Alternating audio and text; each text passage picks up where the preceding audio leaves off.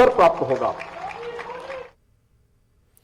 बाराबंकी में कांग्रेस की प्रतिज्ञा यात्रा में प्रियंका गांधी ने कई बड़े ऐलानात किए हैं। प्रियंका गांधी ने तालीम और नौकरियों में ख्वातीन के लिए रिजर्वेशन, ख्वातीन के लिए मुफ्त तालीम, किसानों के कर्ज की माफ़ी, बिजली की शरह आदि करने जैसे ऐलानात किए। प्रियंका गांधी ने कहा कि अगर हमारी हुकूमत बनती है तो तलबा को मिलेगी स्कूटी और लैपटॉप, किसानों का पूरा कर्जा होगा माफ़, 2500 रुपये में गेहूँ और धान, 400 रुपये का गन्ना किसान, बिजली बिल सबका होगा माफ़, कोरोना काल में बकाया सबका होगा माफ़, कोरोना से फौत होने वालों के अहल खाना के अफराद को मिलेंगे साल के 25,000 रुपये।